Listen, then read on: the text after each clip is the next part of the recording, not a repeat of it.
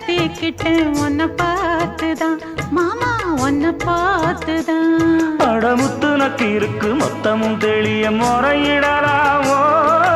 சுத்தர கண்மல சிக்குன என்ன சிறையிடையாமோ? எத்தனை நாள் இப்படி நான் எங்கிறது? பொட்டு வச்சு பூ முடிக்கும் நாள் இருக்கு.